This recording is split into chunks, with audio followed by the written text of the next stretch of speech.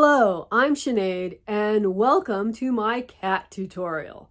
This video first premiered on the VDC's Doll Discovery Month event. So we're going to move forward and you're going to see how to put together my cat pattern. If you haven't got the cat pattern, as I may mention later in this video, it can be acquired on my website and the link will be in the description. Have fun! And today I'm going to show you how to make up the cat B from my cat's pattern for making a 1/8 and a 1/4 scale cat. The cat A is this simple pillow cat. Let's see here. And I don't think it really needs a video to tell you how to do it. The pictures are pretty clear. And he has just the simple tail on the back of his pillow and button eyes and a little bit of embroidery if you want to do it. The other cat, and this cat will be is in the pattern in the two different sizes. The cat B is this style of cat, and it has applied ears and looks like it's walking and maybe a little bit frightened of something or excited. Its tail is in the pattern applied, and this is the 1/4 scale, and this one is the 1/8 scale. Both of these cats were based on Wikipedia's idea of a house cat, which is kind of small. So I find that in the Barbie 1/6 scale, both cats work. One as what you would consider a kind of large cat, and one as a kind of small cat. So they, as you can see, are different sizes from each other. But it's a very small amount of difference. And that's kind of how it works in your scaled world. And I would encourage you that if you want another size to use your printer or go to a printery service and change the scale to what it is that you want. But we are going to begin here with the pattern pieces. The only piece in here that needs to cut out of it is the tail and the ear. So you'll need 2 ears and 2 tail pieces. The rest are you only cut out once. So let's get those cut out. I use a bit of double stick tape to hold the pattern pieces in place so that they don't shift around while I'm cutting them out and doesn't misshape it like a pin would do. And they're too small for pattern weight. So it's just got a little bit of double stick tape on there to hold it in place so I can cut it out. I didn't mention before that I am using 100% wool felt. It's Holland wool felt, and I will put the link to the small business that I purchased mine from. But do check your area and see if you can find someone closer to you if that's the felt you want to use. I have never used the crafting acrylic felt for this pattern, so I can't advise you one way or the other, but from what I can remember of crafting felt, it should work. Please let me know if you use the crafting felt, how it goes. I went ahead and cut out the larger size of the simple pillow cat. I haven't got it sewn together, but just so you can get an idea of the scale, there it is next to Lisette. And in looking at the comparison between the original one, which actually is made for the 8th scale dolls, not the 6th scale, and putting it next to a 6th scale doll, I decided that I will actually include 3 of them in the pattern, the smallest one, and there'll be one between, and for you to choose from, since they are such simple little guys. So for our first bit here, we're going to sew from B to A. Actually, I think is easier to take the head gusset and attach it at B and then sew around to A. So use a whip stitch or a blanket stitch for this, and we'll just go ahead and do that by hand off screen. Once you've stitched your head gusset in place, you'll want to pick up the other side, and it's really much easier if you line up this part in the back up to the neck, and then you'll want to stitch this head gusset on in the same direction that you stitched the first side on. So if you stitched from A to B, you'll want to stitch this side from A to B. If you did it in reverse, you'll want to stitch this other side in reverse. So off camera, go stitch that up. Now when you get back around to the tip of the nose, you don't need to knot your thread to the inside. You can continue on around to point C, but you want to stop at point C. So if you need to put your pattern piece back up here and put in a pin to let you know that you need to stop there, that's a good idea. Now that you've got this stitched up, let's stitch along the back around to my pin is representing point D. And yes, I was trying to read the pattern piece. Wasn't going well. So anyway, this is point D. So you're going to stitch around the back to point D. This little pointed spot right here kind of is a recommended location for the tail. But obviously, if you want to attach the tail differently, you can. It's not, that's why I didn't put a mark on the pattern to indicate where to put the tail, is because I wanted you to have the freedom to put it on however you wanted. But this is where it was originally. So let's stitch up that back seam. Now that we have the back seam stitched up, it's time to put in the underbelly gusset. So you want to be sure that, there's D, it needs to go towards the back, and C needs to be towards the front. And then we need to put the legs that are close to each other on. So just line up your legs. Now what we're going to do is we're going to start here, stitch around this leg, then around this leg, then come all the way back and stop here. So you go from this, we lost our focus, go from this side to this, around to this side, so that you leave this space here open so that we can stuff it.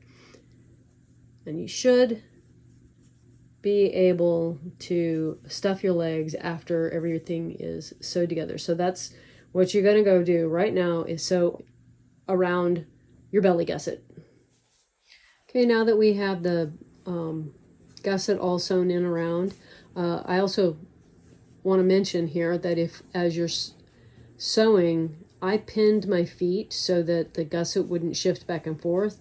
And when you got here to where it joins up with the rest of the body, or here, if there happens to be a gap, I didn't have that happen this time, but there's it's always a possibility. Just whip stitch on up into here to close that gap while you're there. So as you come up and around and you hit this area and it's going to have a gap, close it while you're there. Anyway, so I like to use the scraps of wool felt, especially cutting long skinny pieces and getting it down into the legs, because it makes them sturdier. And I use a set of hemostats to be able to get that into the leg. And I will take that up, if I'm not going to use the wool felt in the body, like I want to use a different stuffing there, I make sure that I take the body, the leg stuffing up into the body to like this far, so that it has a stabilizer, I guess would be a good way to describe that, so that this leg's stuffing is up into the body. That's probably a little less, or right around 1/2 inch up into the body. It'll help with standing. And once we get it stuffed, then and you're happy with the way it feels, whip stitch the opening closed. Now that you've got your cat all sewn up, stuffed and then sewn up, the opening sewn up, we're going to set him aside. If you find that he doesn't want to stand up, you might need to squish on those legs and encourage them to stay close enough together to get a good stance going. But we want to move on to the tail. So you get your two pieces, and I'm still stuck to the pattern piece. And of course I can't find an edge because I'm looking through the camera. All right, and then you're going to just whip stitch up and around the rounded end and back down, leaving this end with the flat open. And we'll put in a little bit of stuffing in there to give it some body, but it isn't strictly necessary. So if you don't like the idea of putting stuffing in there, if you've got it sewn together, you don't have to. It's totally up to you, but we're gonna go whip stitch that up. For the tail, my hemostats don't fit in there, so I used a bodkin to push the scrap of felt in, which apparently I can't do and look at it through the camera. Anyway, it did work. Most of this is already stuffed. You'll want to stitch your tail on, and I just kind of use a bit of a whip stitch and stitch the tail in place where I want it. And after we've got that done, we'll do the ears. When deciding where to place the ears, I like to use pins on the top of the head, and but just be mindful the points are probably going to stick out and you could get caught on them. Where you place the ears, it does create kind of the personality of the cat. This one's more straight up. These are a little to the side. And I think these ears are the furthest that I've done. But I use the pin to represent just the inside of the ear. And I wrap the ear around this pin using other pins to hold the edges, the outside edges of each ear in place until I can get a little whip stitch going and get it tacked down. Then take the pins out anywhere in that process where you feel like you know where you're going. Then after you've got your ears on, it's time for a face. And I don't know if you can tell here, but all of these were painted. I used Posca pens to paint these on. You can use buttons. You can use, like little micro buttons, or you can use embroidery stitches. That is how most of the A-style cats were done, was with embroidery and buttons. But I decided that on these guys, I wanted to play around with the paint. And so I painted on a little bit. This one actually has blue eyes. It's not showing up on here. And then there's a black pupil. So you might be able to just see a little blue hue. Pink nose. This one's got the black nose and gold eyes. And this one has green eyes. And in each of these, I obviously dominated with the pupil, not so much the color. But that is up to you, how you want to do your eyes and your nose. I was thinking that acrylic paint with a little tiny bit of glossy shine to it would make a great black nose on a black cat. And you'll note I don't have any black cats here because they just really do not show up on the camera. But I will be making some black cats, hopefully. So then, and if I get them made, they'll be available. And another thing that you can do is if you want to do a subtle little cat butt with an X mark back here, totally, it's your cat. Do what you want. Hope you enjoyed this. I also forgot to mention that on, say, a ginger cat like this that would normally have stripes, you can use that Posca pen to create stripes, which I will probably do on this cat. So for anchoring the thread to be able to whip stitch your ears on, go in to the head with the point of the needle and have it come out slightly in front of your the pin of the head that's marking the inside of the ear, in front of and next to, if you can see what's going on there. And so you'll pull it up and the thread will just start, you know, it's just you can leave just that amount out, so that you know that you're not at risk of pulling it all the way through. Then you're going to knot it right there. And I'm having trouble seeing this. So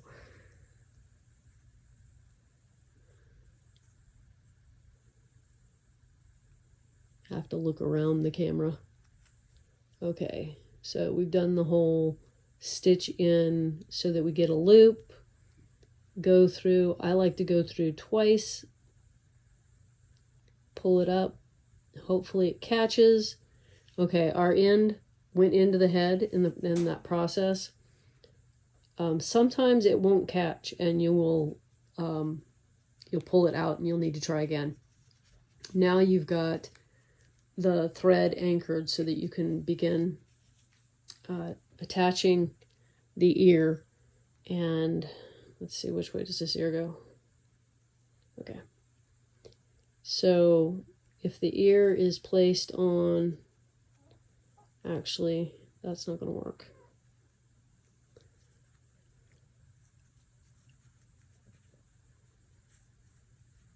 So if I've pinned the one corner in place on that side, then the other corner should come around and be right there where I've anchored.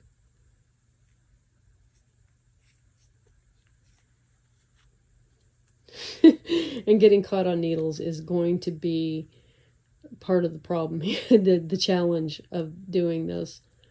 So you are basically whip stitching through the head, catching the ear all around, and I do kind of try to take advantage of the head of that needle to keep the back of the ear so that we have it on here in a C curve.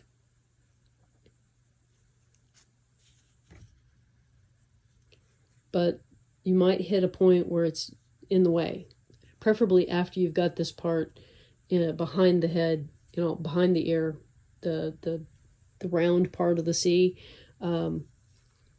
anchored down. Let's see. I haven't gone through the head here. That last stitch was through the ear. And I think we're going out of focus a lot.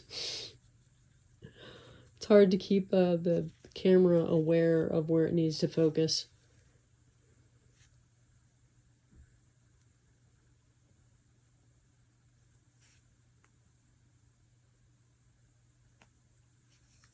But hopefully you get the idea. And then when you get around to here, you're going to knot it and take the needle and put it back through the head, coming out back here and cutting it off, outside the head, or you'll go over and start the other ear. It's a process of keeping the knots from showing on too drastically on the outside. So that first knot I did is not really showing inside the ear because you pull that thread through the ear or back into the head and kind of give it a little tug and it disappears.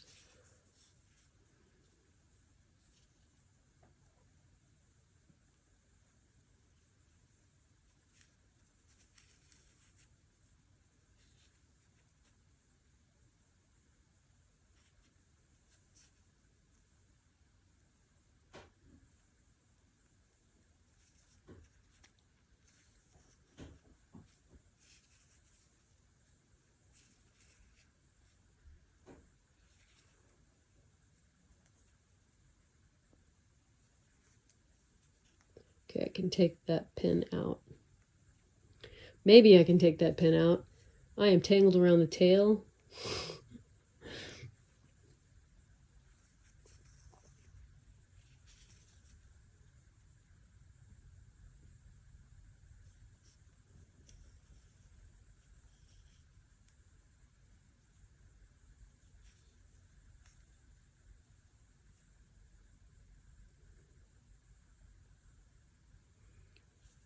I really bad just want to go through to the other side. But that's not going to serve us. So, okay.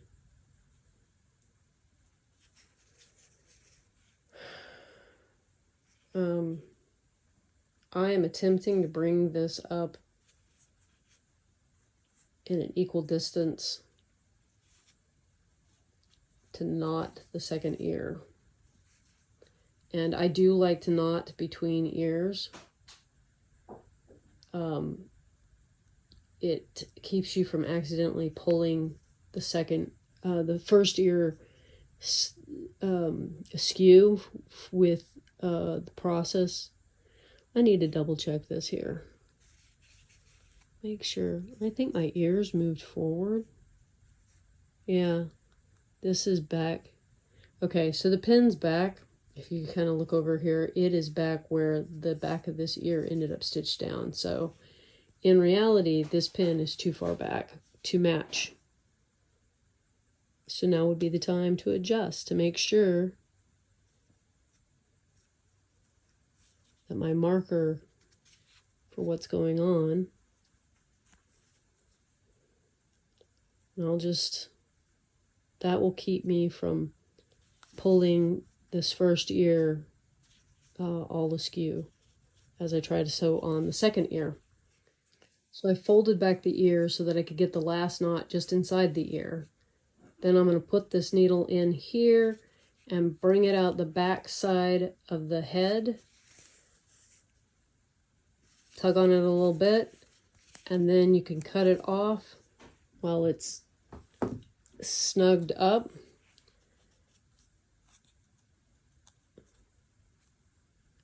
And it'll pop back into the inside of the head. And your knots and your tails are all inside the head. And we're ready for paint. Hey, we got those ears on there pretty even. Despite doing that while looking through the camera. That adds another level of challenge, I gotta say.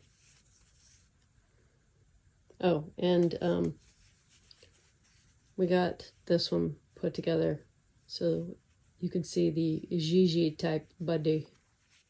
Here we are back with paint. He's just got a little subtle bit of striping.